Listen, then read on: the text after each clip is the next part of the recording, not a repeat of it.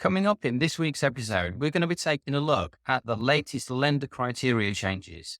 We'll also be taking a look at those lenders that have reduced their mortgage rates this week. We'll also be taking a look at the latest swap rate chart and deciphering what that could potentially mean for mortgage rates as we finish 2023 and head into 2024. We'll be taking a look at the latest land registry price data, and we'll also be taking a look at the latest consumer price inflation data. Hello, everybody, and welcome to the UK Mortgage Market Insights for the weekend in the 22nd of December, 2023. I hope I find you all well. So first up this week, let's have a quick look at those lenders that have changed some of their lending criteria. First up, we've got the mortgage lender. They've now adjusted their maximum mortgage term to 40 years. Virgin have introduced a new maximum term of 40 years on their buy-to-let range of products. And they've also made an amendment to their product transfer criteria, allowing the rate to be changed numerous times prior to completion. This change means that if you've got an offer in place already, and if Virgin have reduced their rate, you can now swap over to that lower rate where previously they wouldn't allow any changes. And lastly, on lender criteria changes, the NatWest have introduced some new EWS1 criteria surrounding flats, buildings over 11 meters tall, potentially meaning that it's a little bit easier for you to get a mortgage on these properties. Now, obviously, this is subject to certain criteria, but it's a positive change. Next, we're going to take a look at the land registry data that was released this week. And the key information is as follows. The average UK house price is now down by 1.2% in the 12 months to October 2023. This is down from 0.6% in the 12 months to September 2023. The average UK house is now worth £288,000. That's £3,000 less than it was 12 months ago.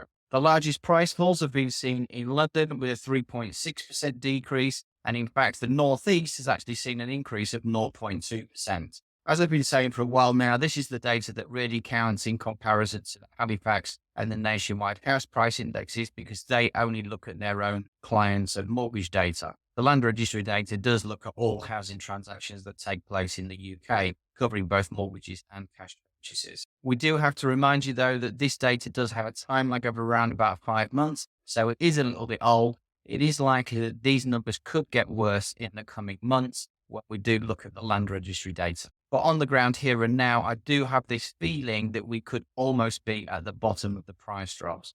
We are going to take a look at inflation data and swap rates in a minute, but just to summarize, with positive inflation data being seen, with swap rates reducing, lenders reducing their mortgage rates, all of these are signs that we are potentially in for a good year next year. We are already starting to see a resurgence in inquiries. People are looking to purchase properties. So the buyer's market that we currently find ourselves in could potentially not be too far away from changing back into a seller's market. So if you are considering buying, now really might be the right time to start taking that seriously. We still do have to consider that there are 1.4 million people next year coming off low fixed rates. So for some, this could potentially be just a little bit too much. It might mean that they would have to sell up to downsize. That could see an influx of properties on the market, which again could have a little bit of an effect on house prices. But as I said, the tide is turning. So if you are a first time buyer, now really might be the right time to start looking at your options. Next, we're going to take a look at the consumer price inflation data. And when this was reported, it actually took people a little bit by surprise because it was unexpected and it was far better than predictions would have you think it might be. So inflation rose by 3.9% in the 12 months to November 2023.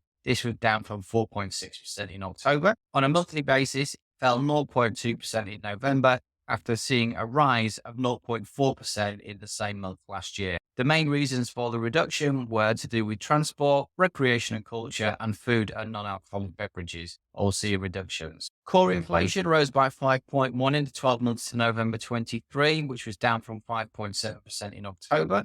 Owner-occupied housing costs rose by 5.3% in the 12 months to November 23, which apparently was down slightly from 5.4% in October. So that's a 0.1% reduction. Now, overall, this is great news for consumers and for mortgage holders, as it is a clear sign that the worst is behind us. This is likely to have a very positive effect on swap rates, which we will come on to shortly, meaning that they could continue on their downward trajectory along with the lender rate reductions. As we head into 2024, it looks like it is going to be a very positive year because we're seeing improvements in mortgage rates, which will be welcome news to those 1.4 million people who have got a mortgage on a low fixed rate that's going to be expiring in the next 12 months. Now, we have already had a lender introducing some 5-year fixed rates starting with a 3 this week. That looks set to continue, and it could spark a real rate war as we start 2024. Now, I did make a point about owner-occupied housing costs, and this is an area that we really do need to keep a close eye on.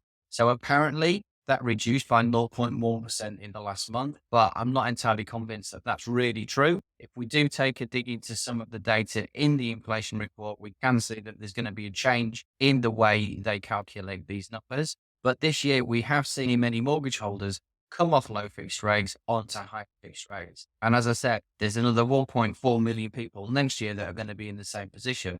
So owner-occupied housing costs are actually on the increase, and we could see this line going up further next year. It really is one to keep a close eye on. So before we take a look at the lender rate reductions this week, let's just have a quick look at the swap rate chart from last night. As you can see on the screen, this is looking really, really positive.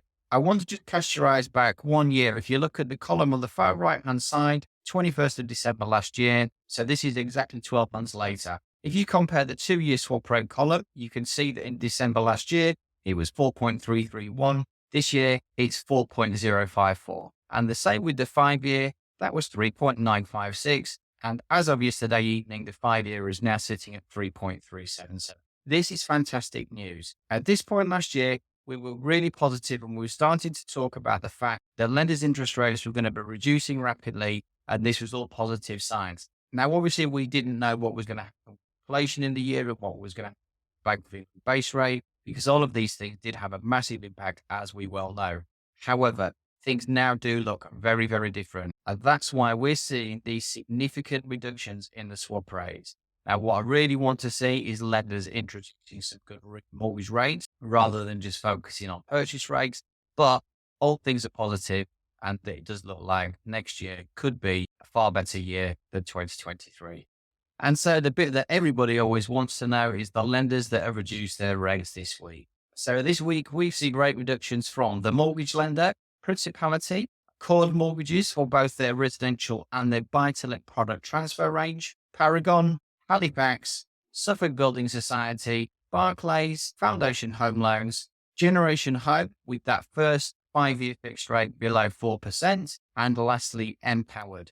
There have been a couple of other smaller lenders with rate changes, but these were the main ones, and in particular, that product from Generation Home. So if you were purchasing a property and you're lucky enough to have a 40% deposit, only you can get a 5-year fixed rate at 3.96% if you use their solicitors. If you want to use your own solicitor, then the rate is 3.99%. Both products come with a £999 arrangement fee, which is very typical in the market right now. And this is fantastic news. Now, obviously, you do need a big deposit, and obviously you need to be choosing a 5-year fixed rate. These might not be the right products for everybody, but this is a real indication that early next year, we could now start to see a real rate war coming from mortgage lenders. So thank you for watching this week's episode. Hopefully you found that information useful. I'd just like to take this opportunity to remind you that every week on a Tuesday and a Thursday, we are live on TikTok from 6:30 to 8:30, answering any questions that you might have. If you're watching this video on TikTok, Instagram, or Facebook, then I will put the links to the data in the comments. And if you're watching on YouTube, then the links will be in the description of the video. Thank you so much for taking the time to watch these weekly update videos. Like I said, I do hope you find them useful, and we will continue them next year. In the meantime, I'm now going to be signing off because it's Christmas. All that leaves me to say this week is I hope you have a fantastic Christmas to those of you that celebrate, but we will be back next Friday with the weekly update. Take care.